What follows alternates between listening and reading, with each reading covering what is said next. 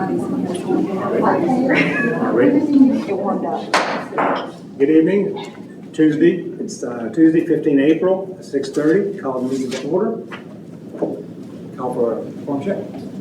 Mayor Fitzpatrick. Here. Councilmember Bulman. Here. Councilmember Goolsby. Here. Councilmember Putt. Here. Councilmember Rubal. Here. Councilmember Vaughan. Here. We have a quorum. Super. Invocation tonight is Mayor Pro Tem, and I'll lead us into the pledge. And I've asked Mike Sines to do the invocation.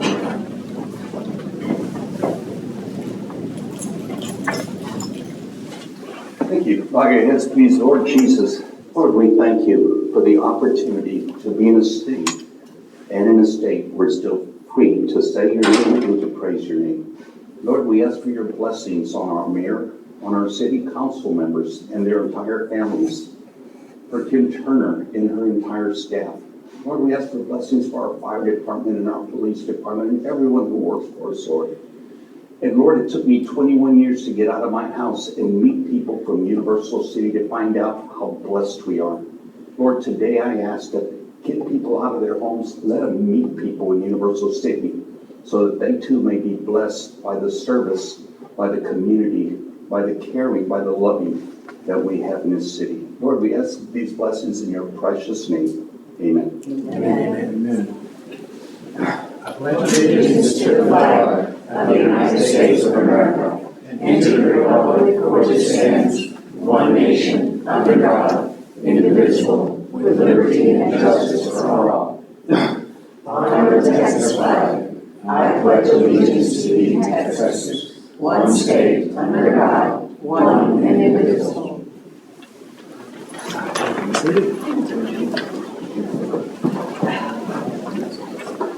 First, we got citizens to be heard, and I have 5 people that are signed up for that, but I have a special, 2 special guests that I want to start off. I'd like to introduce Merle and Young from Chok D Filipino restaurant. They've asked to come in and say a few words. They're one of the parking lots that we, the parking lot that we built in between them and the Gather Brewery. They're very, very happy with that, and they kind of wanted to extend a thank you for that. Please come up.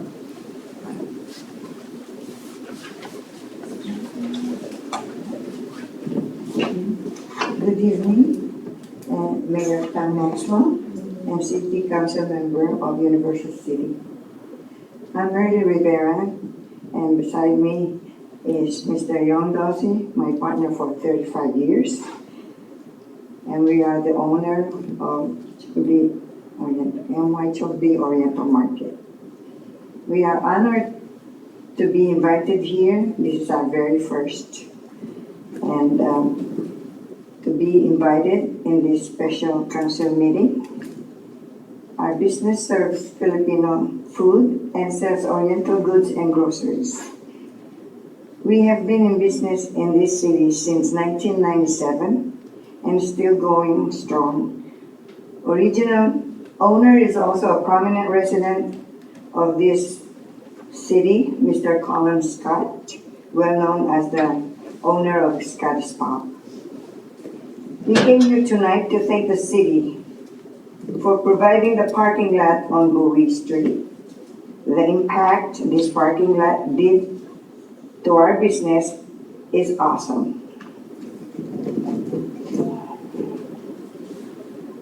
Sales are up, parking problems solved, and especially lessened the stress from customers that are looking for parking spaces. We got a lot of compliments about the parking lot and noticing the tremendous flow of traffic in our business that a blogger named David Elder came to our business and featured us on Texas Eats, case of 12.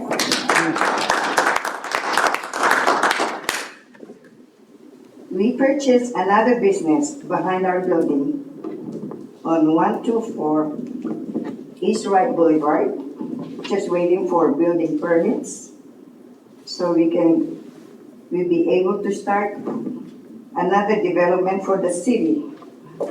So, Mr. Mayor, if you notice, there's one empty lot next to the new parking lot. So, maybe, do we hear another construction coming soon? Just saying. On this note, I say thank you again, and it's an affair to remember for Young and I. Thank you so much. Good night. Thank you ever so much. I must say that that shows the power of cities supporting local businesses. And I have to take one other thing, because they didn't tell you this. They remodeled the front of their store so that it would blend in with the parking lot across the street. So really proud of what you guys have done, and thank you ever so much. Y'all have been here since I've been here. Thank you. To show our appreciation. Thank you ever so much. Thank you. We'll go now to the regular folks. And you don't have to stay if you don't want to, but you're welcome to. I promise you, it's more interesting than watching paint dry. Not much. Now, we have Billy Hill up first on the Citizens to be Heard. Come up, state your name, and you have 3 minutes. And remember last time I had to call you down. I'm gonna take just a short time to get the rest of it. Bernie, he needs it. Billy Hill, 9023 Phoenix. And just really a short comment, positive note of gratitude, thanks, and recognition, as I too, Mike was saying, I hadn't been out of my house except for the last couple of years, and I'm trying to learn what it's about, trying to learn what Universal City's about. And I was so pleased to where we finally had some meet and greets this last weekend. And it was such a privilege to have, of course, Christina Fitzpatrick and Bear was there, and Patrick Day. Patrick Day showed up to where, as he stated, quote, he does exist, unquote. And it was great where we graciously welcomed him, and he graciously commented on what he could, and admitting that he's just getting started in Universal City. He didn't have a lot of experience or served on anything, but he was there, and we really thanked him and appreciated that. And we had another meet and greet Sunday, and I hope for more in the future as we try to navigate all of these political arenas as to who the hell's in charge and who's going to shut this down, and it's illegal for this. And if I had my way, I'd just rent a venue and everybody comes. So keep that in mind for next year. So thank you for that. Thank you for what y'all did, and the fact that we communicated one-on-one. We never get a chance to communicate to y'all up here. We could hear y'all, but we can't hear our voice unless it's on Facebook. And which one is that? Which one's fact? Which one's truth? So when we get together, it's eyeball to eyeball, flesh to flesh. And we finally got some information that I've been trying to search for 2 years. Knowing you personally, I never did get the answer. So I'm feeling a lot better. Thank you, neighbors. Thank you, Council, very much. Thank you, sir. Next up is Mr. Armando Salinas. Arnoldo. Arnaldo, my apologies. Good evening, Mayor Maxwell, ladies, councilmen. My name is Arnoldo Salinas. I reside on 10335 Winburn Trail in Converse. I am here tonight to bring you some information on. I was appointed to the school board on August of 24. Due to the census, the latest census, I used to represent this area of Universal City. They changed that. I no longer represent the inside of 1604. I represent the area along behind Kitty Hawk, all of that part of Universal City. I just want to let you know that early voting will be on April the 22nd to the 25th, election day will be May the 3rd. All I ask is exercise the right to vote. I hope all our citizens will take advantage of that. I do have one question. May 3rd, is that going to be election here at City Hall or the library? Oh, Okay. Well, thank you for your time. Thank you very much, sir. Next up is Miss Catherine Buck.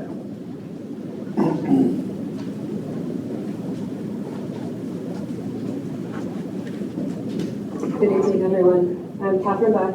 I'd like to speak on agenda item 10A, the executive session, to discuss a complaint filed against a member of City Council.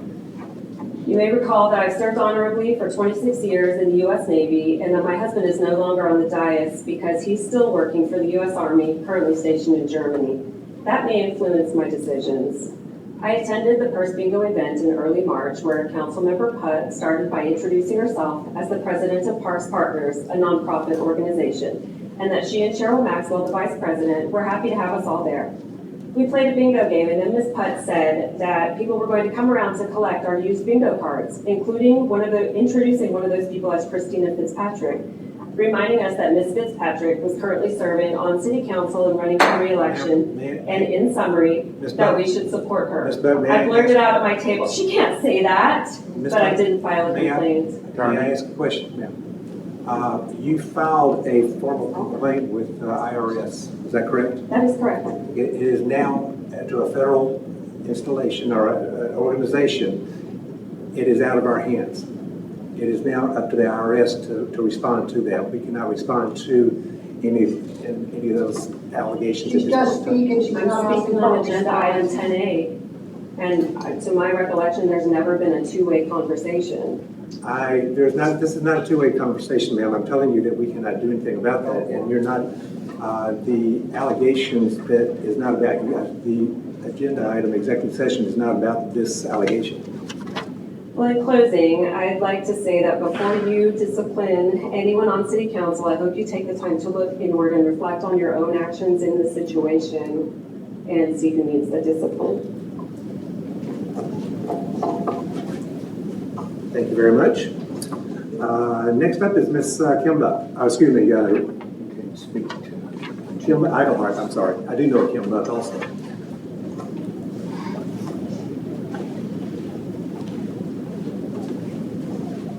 Mr. Mayor, members of the council, Mr. Rubal, would you pass out my papers, please?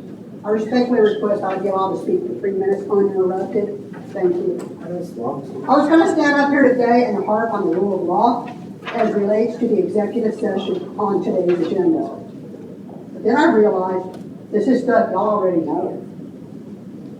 Mayor Pro Tem Fitzpatrick, with a background in compliance, you are quick to point out that 3 council members meeting to discuss city business was dangerously close to running afoul of the walking quorum provisions of the Texas Open Meetings Act. Councilmember Rubal, you were the one who raised the concerns about the meeting on the comprehensive plan possibly being illegal. Councilmember Goolsby, as elder statesman of the group, at that meeting on the comprehensive plan, you're the one who nailed it when you correctly noted that typically there is a muted feed for members of the public to join in live. Councilmember Vaughan, you live and breathe the laws and regulations day in and day out. I'm not sure how, but you do. Councilmembers Bulman and Putt, while you may not have the depth of life experience in regulatory matters as the others, you know what is right and wrong, and by your participation on this council, I've heard both of y'all ask the right questions time and again. So today, I simply want to encourage all of you, when you get a chance, spend some time online reviewing Attorney General opinions. It is most enlightening. For example, the purpose of today's executive session is to discuss a complaint against a council member.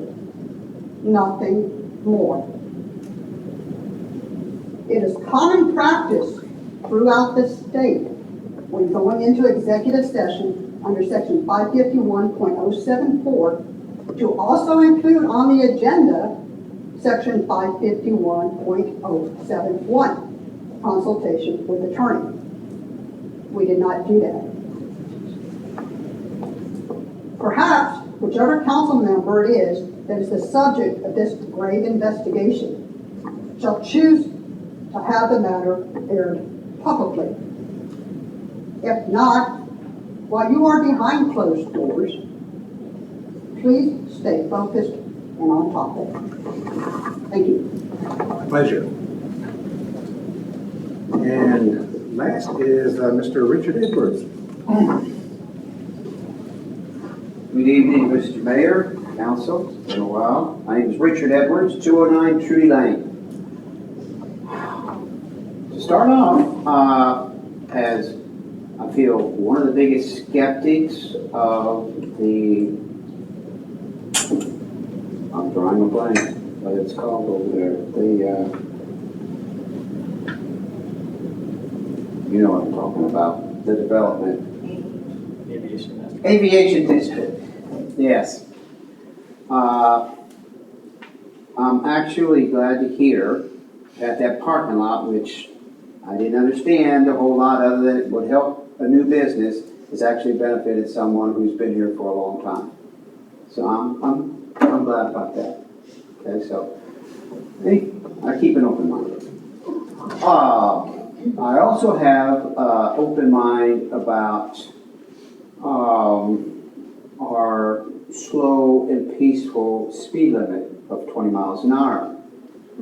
Although when I first moved here, it was a little uncomfortable getting used to going that slow, but I fell into the groove and I've grown to really appreciate it.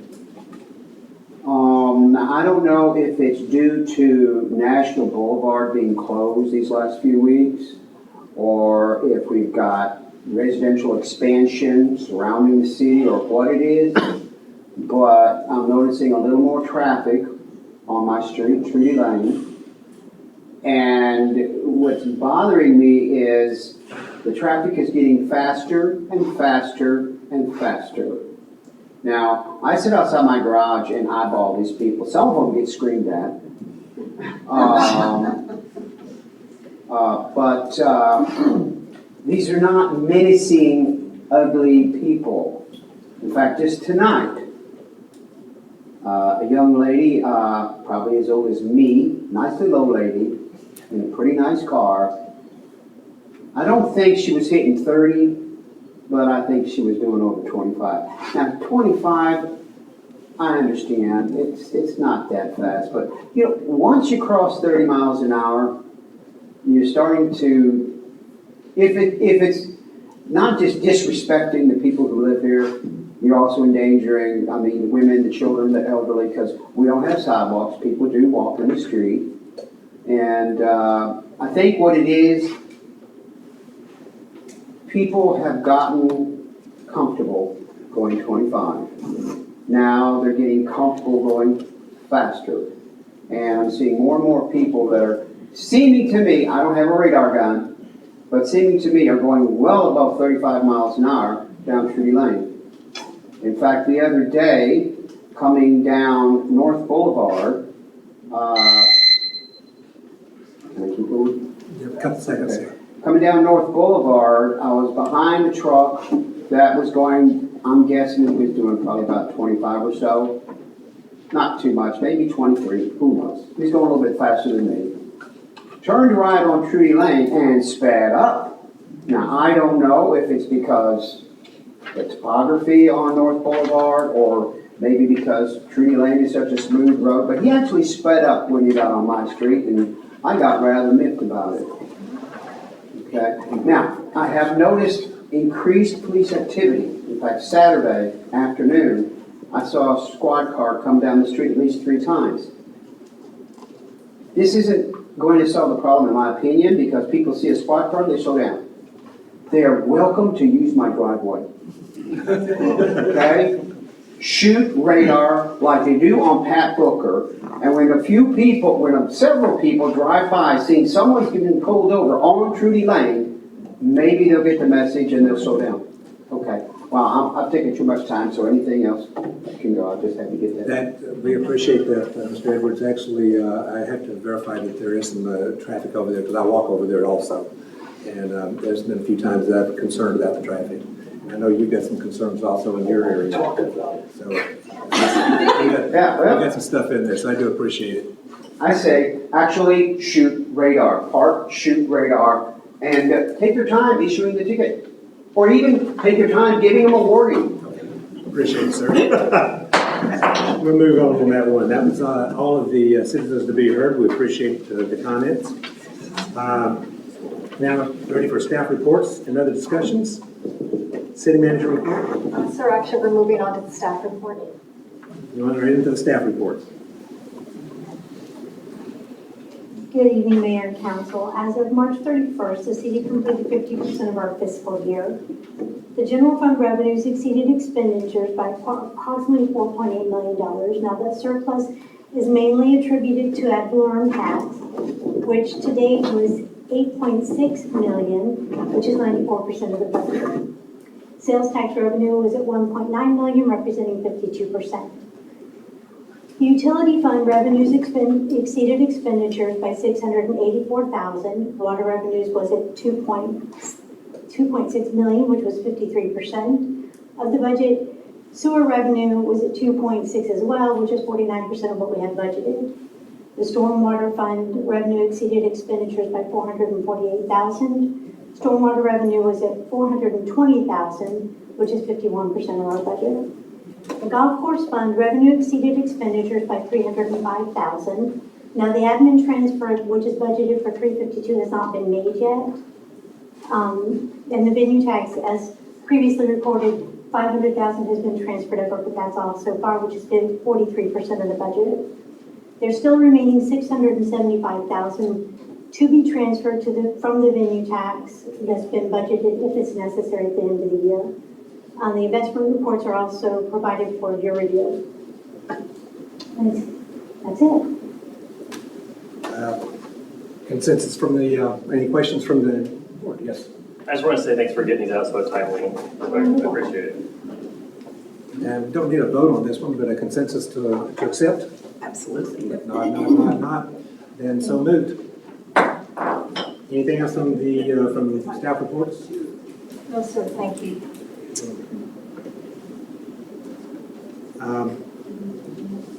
We have two proclamations to read today. First one is a proclamation for the military child.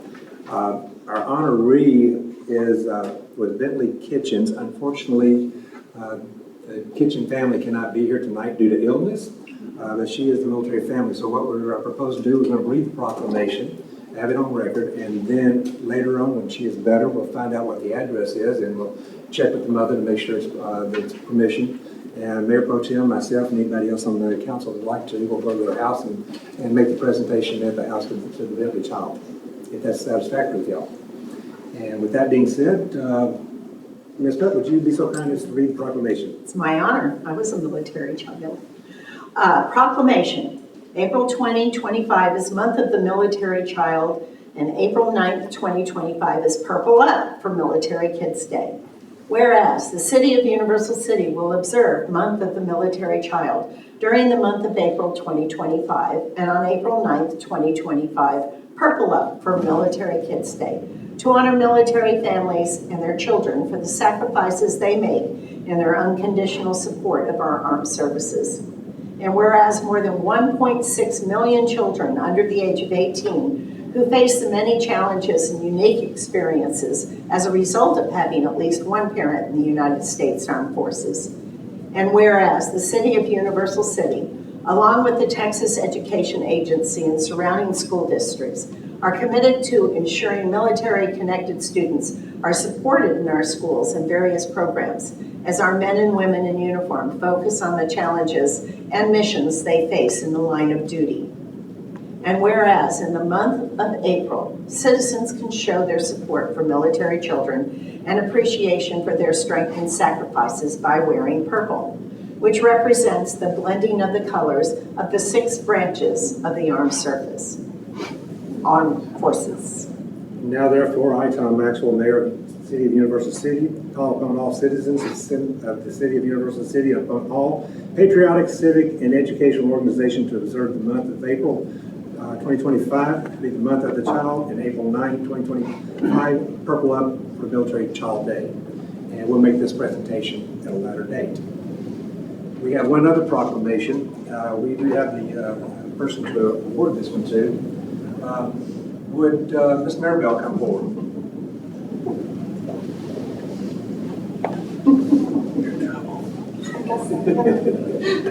This is the Professional Municipal Clerks Week. And ready? Whereas the office of the Professional Municipal Clerk, a time-honored and vital part of local government, exists throughout the world, and whereas the office of the Professional Municipal Clerk, also called by other names such as City Clerk, City Secretary, and City Administrator, along with their deputies and assistants, is the oldest profession among public servants. And whereas the office of the Professional Municipal Clerk provides the professional link between the citizens, the local governing bodies, and agencies of government at all levels. And whereas professional municipal clerks have pledged to be ever mindful of their neutrality and impartiality, rendering equal service to all. Whereas municipal clerks serve as the information center on functions of local government and community. Whereas professional municipal clerks continually strive to improve the administration of the affairs of the office of the Professional Municipal Clerk through participation in education programs, seminars, workshops, and the annual meeting of their state, provincial, county, and international professional organizations. Whereas it is the most appropriate that we recognize the accomplishments of the office of the Professional Municipal Clerk. now therefore, I, Tom Maxwell, Mayor of the City of Universal City, along with the Alamo chapter of the Texas Municipal Clerks Association, recognize and proclaim the week of May 4th through May 10th, 2025 as Professional Municipal Clerk Week.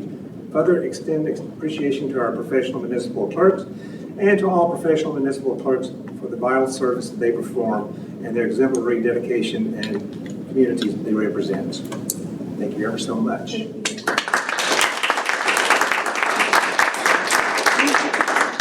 Ms. Bush, you did that very well. Thank you. It was a mouthful.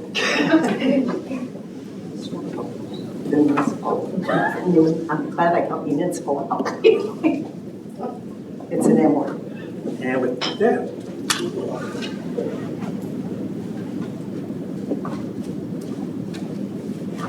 that's all I have for the, I was able to attend the beam off of the new hospital over at Selma. It was yesterday afternoon, and they put the final beam on it, and they're starting to build out and all the interior. And that is going to be a very impressive addition to our Tri-City, not the Tri-City area, but to the Northeast Partnership area. That's going to benefit us all, and we do not have to go all the way on the other side of town for general medical services now. And I think we're going to have a good working relationship with those. I've got a lot of the United Health personnel, and they are excited to be over here. It's going to really be good. With that, we'd start with I'm sorry, Mayor, I apologize. You did skip city manager announcements. I did have just a couple I wanted to mention. Yes, ma'am. My apologies. No worries. Remind you that we do have our Easter hunt this weekend at Red Horse Park. It starts at 9 o'clock. We hope a lot of people will come out and enjoy all the fun activities that we have. Our second community meeting for the UC Vision Comprehensive Plan is on April 22nd. That is going to be at this location. And then on the following night is the second City Council and Planning Zoning Commission meeting for the comprehensive plan, and that will be in this facility as well. And then also on The 24th of April, man, next week's a busy week. I don't know how y'all are going to fit all this in, but it is Fiesta Week, so we have our happy hour fiesta at Olympia Hills, which I'm sure will be a very good time for those who would like to attend. And then a very special event on April 22nd at 9 a.m., and that is when we'll have the renaming ceremony for the Cimarron Park to the Neville Park and Clubhouse. And so Mr. and Mrs. Neville are very excited about it. We have a lot of stuff planned. They don't know hardly any of the details, but their family's been working with us, and I think it'll be a great event. So we hope to see all of you there. And that invitation has gone out to all the Northeast Partnership mayors and cities, because he's touched a lot of lives over the last 70 some odd years, really. Mayor Pro Tem, we got council members' comments, and we'll start with you. Okay, great. I just have a reminder that we are accepting applications for the Heroes Camp that's been rebranded to the First Responder Youth Cadet Academy, so it sounds cooler. And that is free for all the participants. We do have a sponsor this year, which is exciting, but get your applications in because I've already gotten a tremendous response to it. Thank you. Mr. Rubal? No comment tonight, Mr. Mayor. No comments, Sam? Thank you very much, sir. Nothing for me that here. Oh, thank you, Mr. Mayor. I completely agree. If somebody is driving faster than the speed limit, they should be yelled at. They should be squirted with the water. They should get a ticket. And I love the idea of an extra long ticketing time. I love this idea. Milk and cookies offered to the police officers is a good way to get them in the driveway. Thank you, Mr. Mayor. Ms. Bulman?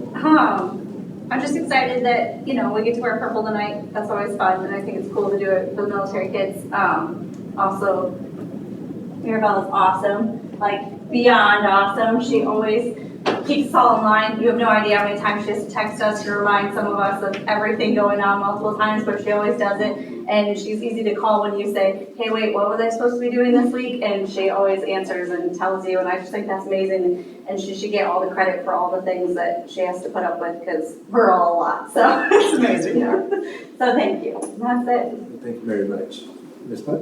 We are a lot, and she's very patient with us, and she's very smart. We had the real big honor last week to see Zach Moore, one of our firemen, get the Fireman of the Year. It was awarded through the Universal City American Legion. I believe this was his second year in a row to receive this honor.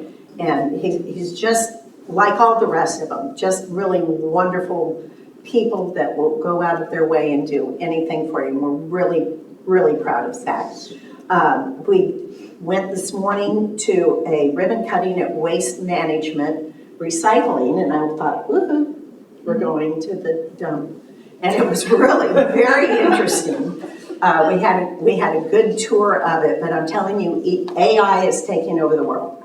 They have very few humans in this building. The rest is all driven by AI, and it was very, very impressive. So I appreciate the fact that we had the ability to go and be a part of that with surrounding areas. And Bernie, I just want to thank you for bringing up Mr. Neville in the park. I think that's such a wonderful, wonderful honor for this man. So we appreciate that. That's it. Thank you, sir. Thank you very much. So, next is the consent agenda. All matters listed under this item is considered as routine. The only thing we have are the minutes of the last meeting. So I'll call for a motion. Move to approve. Second. Any discussion? Call for the vote. Councilmember Bulman? Aye. Councilmember Goolsby? Aye. Mayor Pro Tem Fitzpatrick? Aye. Councilmember Putt? Aye. Councilmember Rubal? Aye. Councilmember Vaughan? Aye. Motion carried. Under the action items, number A, we got mid-year budget amendments, resolution 961-4-2025. So mid-year, we try to look to see where we're at with our budget, and then I'm really happy to say that all the departments were earning about 47% of what they have budgeted for them. I did find some items that we needed to make some changes to. The court fund and the court technology fund are both new funds to us this year, so it was a little hard. We didn't have a lot of history to determine what our budgeted need to do. So we're increasing the use of fund balance and the pay channel expenses by $130,000 each. The budget for court technology for the services, technology services is $25,000 increase. Court tech equipment is $40,000, and then again, we're going to use the fund balances there of $90,000. The utility fund, the utility department was able to secure some water rights. So to do that, I want to recognize it in our budget that we have $815,000 that we need to increase our budget line items by. The golf course, in November, I believe it was November, council approved to get a loan for golf carts. So to recognize the proceeds from the loan, to apply to have the line item for the equipment, which are the golf carts.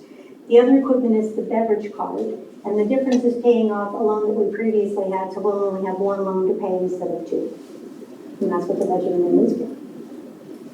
Any questions? Move to approve. Second. Second. Yeah, go ahead.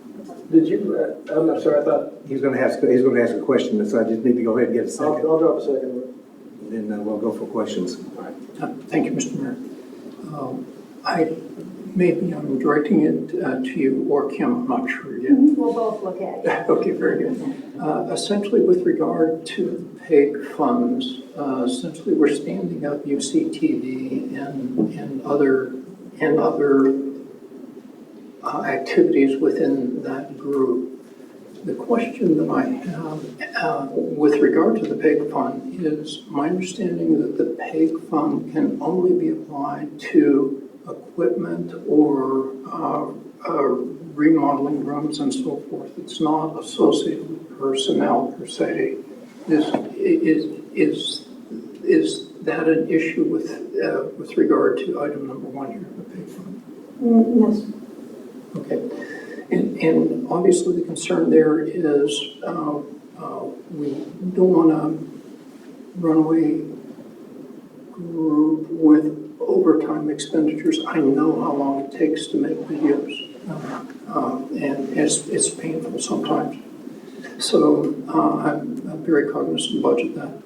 Court technology, I haven't made that much of a look to see. The utility fund. The utility fund is essentially for water rights, and we are in stage 4. There will be, if we remain in stage 4 for any significant period of time, a 40% reduction in our draw rate from the Edwards Aquifer. So I think that's an extremely important item. That said, is there any offset with regard to other accounts, and how responsible will the general fund be for this amount of money? Are you asking if the general fund is related in any way to the $815,000? No, I understand that in the utility fund there is a balance that essentially there is a need for a change in the fund balance in order to acquire the water rights. So I understand that. What is the new fund balance then, the limitation for that? Does that make any sense? Are you asking if we're still going to meet our fund balance policy? Yes. Yes, sir, we will. Okay, perfect. Thank you. Sorry for that. The third item has to do with the loan procedures for the golf course. And that is, will that come from golf course revenues? Oh, yes, sir. Okay, so that comes from the golf course revenues and definitely not the general fund. Right. Was there any consideration, perhaps this is out of place, and forgive me, was there any consideration for paying for the new golf courts out of the almost $3 million reserve of the golf? Well, there's not really $3 million. There's approximately 2.5. Okay. But with our fund balance policy, a good portion of that is used up. So you really don't have that much left to use, if that makes any sense at all. What is the fund balance policy for the golf course? 6 months. 6 months? Yes, sir. 6 months. So if the budget is $4.4 million, fund balance has to be 2.2 in order to meet that. Okay, thank you. Yeah. Thank you for that clarification. Yes, sir.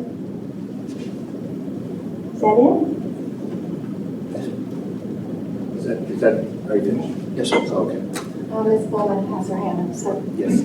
I have a question, and I feel really bad because I meant to send this to you and I forgot, so you might not be able to answer this on the spot, and I'm not offended. But someone asked a guide your council, and I thought it was valid and interesting to know. So the 815 that we added to the utility fund balance, do you know if, or not to the fund, ignore me, just the 815 that you're spending? Okay, sorry. Let me start this over again. I'm getting all jumbled up here. How much do we usually spend on water a year? Do you know that answer? Annually, I think it's budgeted at 500,000 or 300 and something to 500,000 was budgeted. But an opportunity was presented that if we were to pass it up, it would have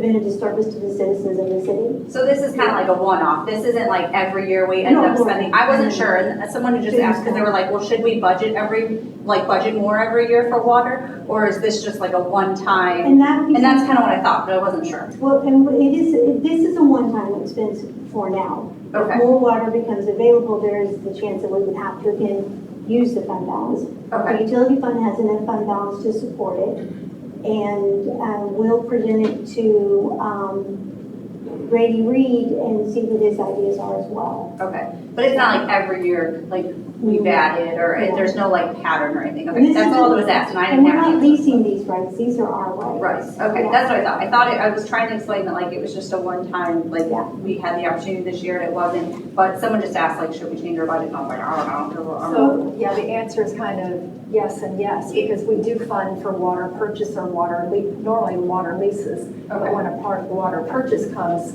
available, we should take it because then it's ours forever. When it's a water lease, we get it for 1 year.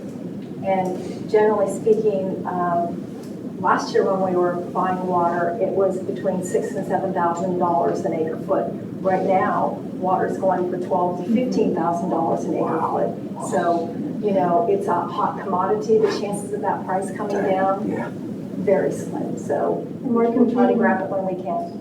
We're competing with other cities or other entities that are trying to get water as well.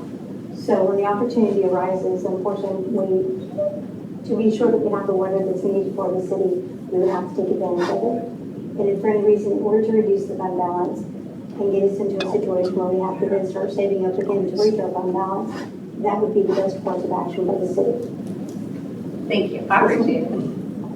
Any other comments or questions? And I'll call for the vote. Councilmember Vaughan? Right. Councilmember Goolsby? Mayor Pro Tem Fitzpatrick? Aye. Councilmember Bulman? Hi. Councilmember Putt? Aye. Councilmember Rubal? Aye. We have a motion carried. Approved. Next up is B, National Golf Foundation Economic Impact Analyst. Wilson. Yes, sir. As you know, this was a comment that was brought up and made during the original presentation on the golf course assessment. And so I did go back to National Golf and ask them to give us an idea of what they would be charging for an economic impact analysis. So they have that proposal in front of you, and they said that they could do that in the amount of $19,000. You know, obviously this is not an item that you budgeted for. Christine and I did go back and look at the golf course budget. They do have $76,000 in other contract services that you could take it from if you wanted to move forward with that. I know it's not on the agenda tonight, but I do want to bring it to your attention that one of the other things that came out of a request from Mr. Goolsby, we did reach out to a golf architect to get a draft proposal on what it would take to do the design and build out of the items that came on for the greens and the irrigation and the trees and the tee boxes. And we do have that. It will be on the next agenda. I know you're not voting on it tonight, but I did want to let you know that that came back at $36,000 plus travel fees. So just take that into your consideration this evening. Yes, ma'am. I missed you, I'm sorry. Clarify, so $36,000, but they're just gonna tell us like how much it would cost to do do all the things that we're? No, it would be a golf architect. He would actually be designing plans Oh, to move gotcha. the tee boxes, construction plans. Okay. To move the tee boxes, to which trees to trim, where the irrigation needs to go, which bumpers need to come out and be filled in. So it would basically be preparing for a construction project, which of course you need an architect or an engineer, in this case it's an architect, to carry out that, and then they would take you through the bid process and construction. Oh, thank you, sorry. Motion to approve. Second. Okay, we have a second. We have another question from Mr. Rubal. Yes, ma'am. In 2023, essentially the city ordered something called Placer AI and platform software. It's a tourist tracker software, is the annotation for that. Was there any outcome from that? Do we still have that software? Has it been used since 2023? Oh, yes, so we use Placer AI for many things. So yes, we used it at the golf course. That's how we knew that they had 72,000 visits a year. We kind of tracked not only their sales and their attendees, but we took a couple of nights to figure out where people were coming from, to and from the golf course. And we've used it to figure out peak times and travel times for H-E-B and Walmart on given days. We've also used it on several restaurant concepts that are here now to figure out where their clientele is coming from and how we can get them to come further down Pat Booker Road from 1604 without saying who it is.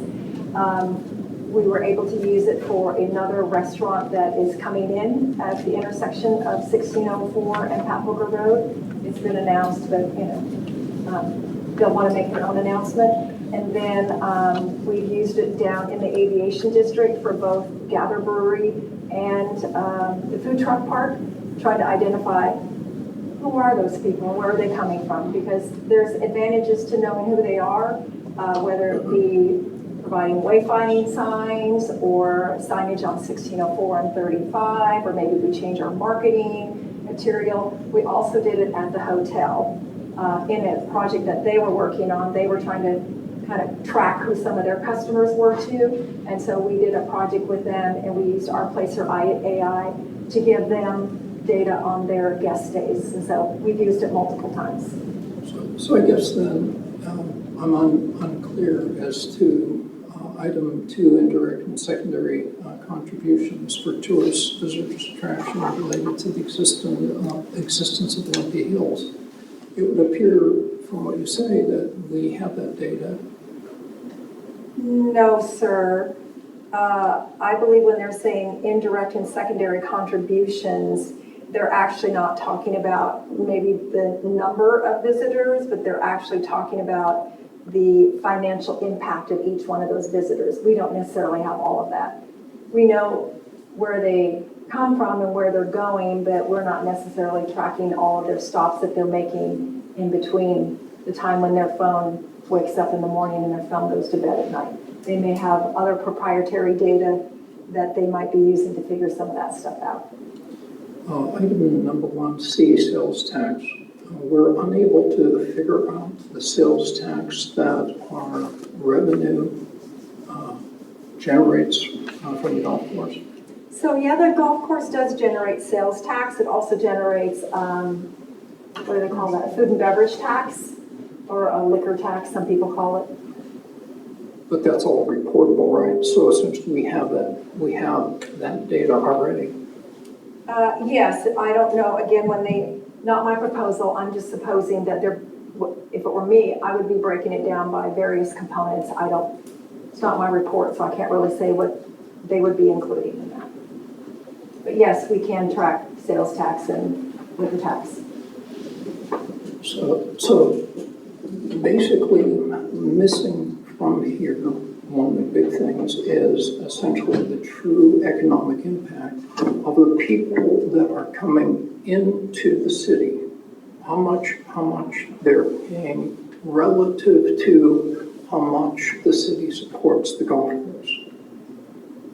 Is that not one of the objectives? A major objective, is that right? I don't know, sir. I've never done an economic impact analysis. Again, not my bailiwick, Okay, but I believe the question was asked is, what is the financial benefit during the presentation? I don't remember which one of you asked it. What is the financial benefit of the golf course to the city overall? Yes. And his response was, I don't know. I didn't do an economic impact analysis because it's not part of this presentation. So you all wrote it down, so that's why we brought it back up. yes, ma'am, but this is a scope of services for the contract, and I'm trying to figure out exactly what we're going to get. Are we going to get what we expect? And it may be that different council members have different expectations, but essentially there should be some consideration, for example, of if we're taking in sales tax, what is the rate of return based on our investment for that year, based on what we put into the golf course with non-earned income. And I can tell you that that's going to be about 4% or less. So what we get back as a city as a whole will be about 4% of what we invest in the golf course with regard to sales tax. Property taxes, email from a resident, Mr. Mitz, indicated that basically property taxes are established by the Bear County Appraisal District, obviously, and it's very reasonable to assume that the properties are greater value around the golf course than there are in some areas of Universal City. So that's kind of a given. It becomes, I might interject there. So an appraisal value and a market value are two different things. Your house might be appraised for taxes at $100,000. But that doesn't mean that when you go to the market to sell it, you're going to get $100,000. You could easily get $150,000. So you can't use appraisal value and market value as if they're the same item. at the core of this, however, is the fact that if we spend $20 million in the last 20 years, since 2005, to support the golf course through the venue tax type thing, we also take $20 million out of our economy, out of our infrastructure support for those people that live off the golf course. So essentially, from your numbers, the total amount of revenue gone into the golf course by the venue tax was $21 million to pay off a $6.4 million note. Now, the interesting thing is... Excuse me. Yes, sir. I don't feel like this is on topic for what we're talking about right here. You're getting into details that aren't part of this discussion. I do not believe that there's enough information on this scope of work to provide the information the council needs. And I'd be happy to go offline or... Let's get it this way right here. Instead of a vote, we can go for a vote or a correction to the staff. If you want additional staff, one second. This would be a time right there to maybe make the decision whether or not we want to table the vote and go for additional direction, or if we want to go for the vote. Ms. Bulman? I have a clarifying question. So you brought something up. So the chunk of this thing that I did like, there wasn't a lot of it that I liked either, but the chunk that I did like, but it sounds like we might already have the technology, so now I'm confused. So the tracking, he brought up something I didn't know we had, which was the tracking from, so does that tracking work? Like I said, I don't know what it is. So I'm under the impression, the part that I liked about it was you could see if people came into the golf course and then went over to Gather Brewery or went over to somewhere. We already have that, or no? We have a portion of that. I'm sure, remember these people are economists and all that other stuff. They probably have some proprietary software they use. So Mr. Rubal is talking about Placer AI. Okay. It is a program that we use that tracks cell phone locations through all of the cell phone towers. Not you individually, like we don't know your number, but let's say you live in Universal City. We know that. We know where your cell phone sleeps because for 8 hours it went silent. It did not go through any towers. You get up in the morning and you travel to the other side of San Antonio and you go to SeaWorld. Between here and there, you have gone through a lot of cell towers. So we know kind of what your phone and the owner of the phone has done. And it also gives us some indications of whether or not there have stops have been made, or if somebody came into Universal City and maybe their cell phone slept at the hotel for a week during the evening. So we know that they were a week guest versus a weekend guest. So some of that information is available.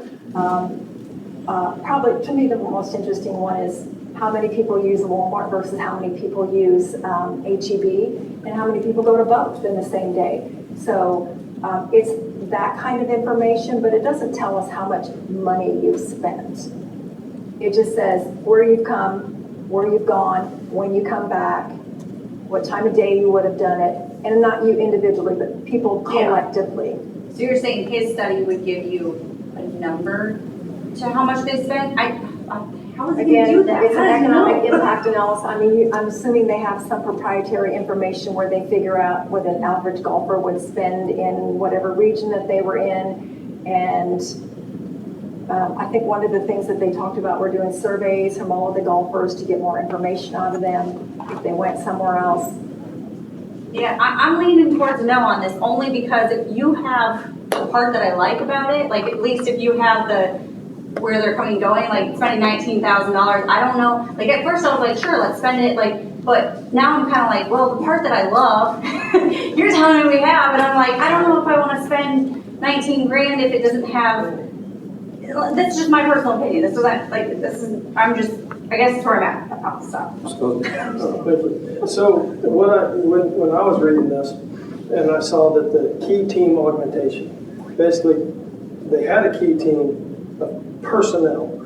They're augmenting it with, let's see, the addition of Dr. Terry L. Clower, PhD, the Northern Virginia Chair and Professor of Public Policy at George Mason University. He is also the Director of GMU's Center for Regional Analysis that provides economic and public policy research services to sponsors in the public sector. Prior to joining GMU, he was Director for the Center for Economic Development and Research at the University of North Texas. He has done, and it goes on, right? It talks about, the guy before was the golf guy.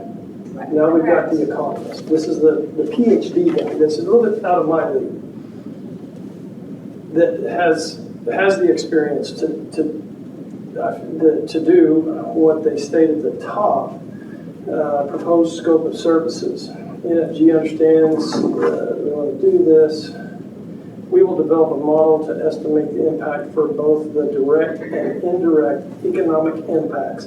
To me, an indirect economic impact could be the tax situation of the residences. It can also be what they're spending outside of that, what they're spending outside of the golf course.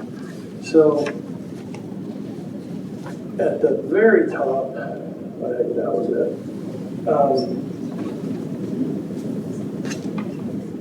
Tourism/visitor spending and all taxes. When you get to the methodology, this is when they're going to provide the economic impact analysis. When you get down to, when you go to point item 2, indirect secondary contributions, B, incremental spending and sales tax. Again, they're getting outside of the golf course. This is, B is indirect. It's not direct at the golf course. This is outside of the golf course. So I feel like this is spot on with getting us the information that we were looking for. I don't see any economic PhDs, master, I'm assuming, but you know, I mean, something along those. I mean, I don't, up here, that's why we're trying to hire the consulting group with the PhD, with the credentials, with the experience. At $19,000, I feel like is a good way to do it. We already have a lot of information, but we don't have the capabilities or the experience to feed into what they're spending outside of it. But that's what these guys have. And that's what I'm hoping that we're gonna get. I feel like we're getting closer than with this group than this group. That's my personal sense. Okay, thank you, Mr. Mayor. I'm kind of on the fence about it too. I think the information would be interesting. I question whether it's going to change any of our decision-making process about going forward.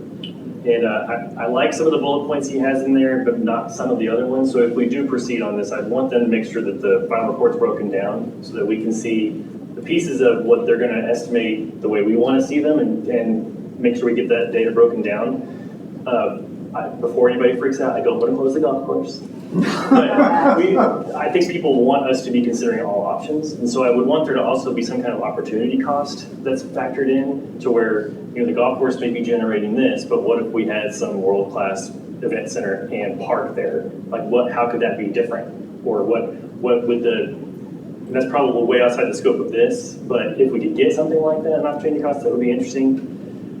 And the main two things I'm looking for would be, like as Councilmember Bulman said, is where are the people coming from, where are they going, and then how much are they potentially spending, which I don't think any, like as Councilmember Goolsby said, none of us are really going to be able to know that, but they're probably going to swag it too, so it's going to be just kind of a number that they've thrown together, but it's going to be the best number we can get. So if I was the only person up here, I'd probably say no, just because I don't think the data is going to make an impact on our decision making, but if the majority of council would like this data and they want to spend it, I would probably be okay with it. I might add into that, from what I understand, when economic impact analysis is done, we're wondering what is the impact on Universal City directly. But I'm going to guess, since it's the only golf course that we have in this general region of the San Antonio, Bexar County area, that they probably are looking at regional impacts as well. And that may not be something that we're even considering. Just real quick, you might want to consider the fact that when he came, the proposal actually came in a lot less than what we anticipated. So the $19,000 being spent really would have been spent on the original report. I understand not wanting to spend it, but the benefit could very well outweigh the cost. And it's really an immaterial amount. And again, it's still less than what the original report was supposed to be. If I may throw in just one from another perspective, I have in the military, golf courses, bowling centers, officers clubs, and enlisted clubs are all under my umbrella. I was food and beverage director for their training command for a number of years with a number of bases of about 88 operations around the command. This data would have been great from a retail point of view, knowing where if I know that the golfers are coming in and they hit these locations, then my managers of those locations could take that information, knowing this X percentage of the golfers coming in visit either their facility or near their facility, and they can create marketing programs to go for that. So I see a residual outside the box where this information will really help the city and allow the individual business owners in the Universal City to use that information to target their marketing plans. That's all I got to say on that one, so it's also a call. Yes, ma'am. I think there's been rumors and folklore about the golf course for 20 plus years, right? And I was so grateful to get that our analysis that Richard reported to us a few weeks ago, because it gave us facts, it gave us information, it empowered us to make better decisions. I really see this when he talked about it, when we talked about it up here, it's like we are looking at millions of dollars that have been spent on this course and will be spent on this course going forward. This $19,000 seems like a small price to pay to get more information to help us make better decisions. I would feel better about making decisions and having this information to talk as talking points going forward, because I think it allows us to be more, step back and be more, look at this and say, this is what we're basing our choices on because of this information. And I see it as a really amazing tool that I think will help us in future councils going forward. Yes. Every one of you had such a great point. I don't know how much it would change how we voted, but I do think we can put it to bed by having information. We can finally say to people, it's not just our opinion. This is what we've gotten from. And it's gonna be like when we got the other report. Some of it is what we liked, some of it's not what we liked, and we're gonna have to pick this one across too. But I do see where it can help Universal City, the businesses in general, getting that information. But yeah, it's a lot of money, but we have to have something concrete, something accountable. We have a motion on the table. I don't think we do. I thought, yeah, he made a motion. Did we have a second? I think it was it. I thought it was you. I got lost there, sorry, Bernie. So with that, any discussion within, or are we ready to call for the vote? Move to amend. Move to amend. What's the amendment? It would have to be approved by the individual who made the motion. That's not true, Mayor. The TML presentation that the city had said that the original person doesn't have to approve the amendment, but it has to be seconded and voted on. That's right, that's correct. That's what I'm trying to let you know, that it has to be approved. Sure. Oh, like someone has to, Yeah. okay. So what's the amendment? Yes, yes, sir. I move to amend the proposal for accepting this proposal to include contributions by council that are specific for Universal City. That is, let me back up because you need something simple. Yes, we do. Okay. I move to make the scope of work for this task to be the scope of work related to money coming into the city. That's what it is. And how would we do that? Because. Well, that's the question, sir. If they can't do that, then what's the point of this report? Well, I think we defined that one already, so that question, so. Do we have a second for that? Yes. In their thing, it says a quantitative analysis of Olympia Hills' economic impact on the Universal City community. It doesn't say the Soma or the Live Oak. It does specifically say Universal City. I'm just asking if that suffices. Look, my objection to your proposal is that it doesn't specifically define the money coming into Universal City generated by the golf course and how it's going to do that.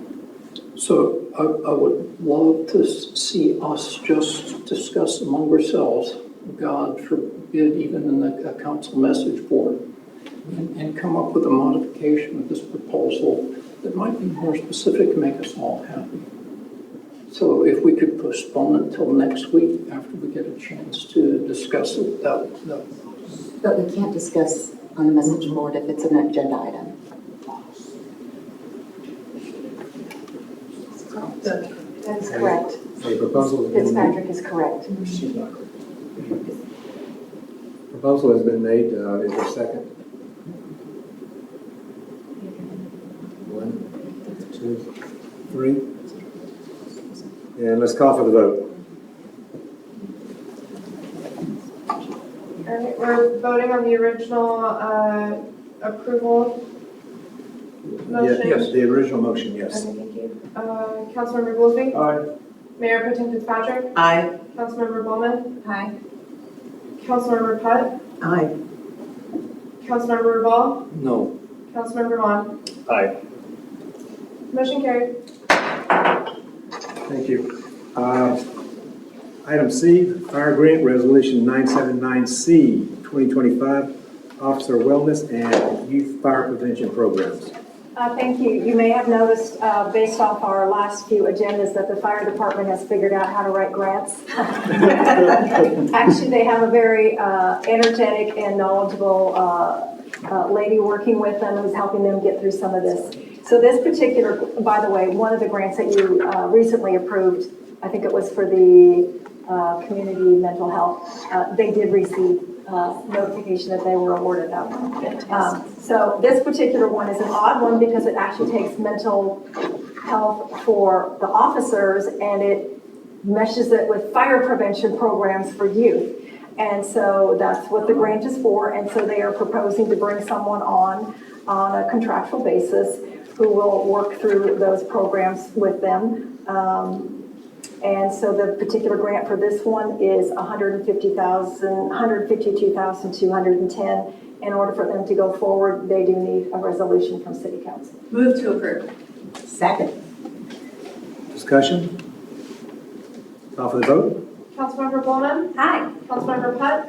Aye. Mayor Pro Tem Fitzpatrick. Aye. Councilmember Goolsby. Aye. Councilmember Rubal. Aye. Councilmember Vaughan. Aye. Motion carried. Carried, thank you.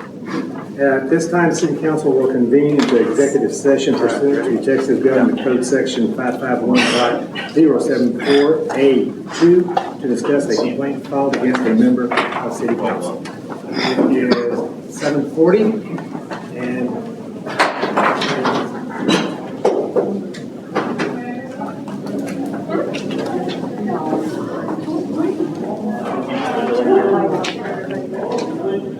The action was good, but I didn't add on to it. I have something while you were gone. Mr. Salinas from the Judson ISD. Oh, yeah. Was their teacher when they went to Kitty Hawk Middle School. I saw you hug him. Let's be busy, he used to say, let's be busy flyers. And it is. Do you remember, Yeah. your kids talking about that? It is Salinas Elementary, yeah. That's amazing. That's pretty good.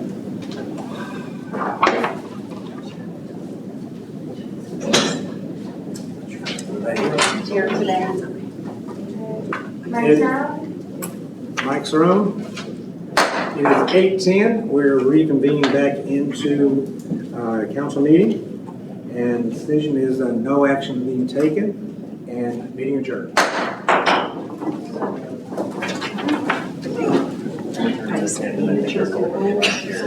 that's fine. Last year, we talked for a year, argument.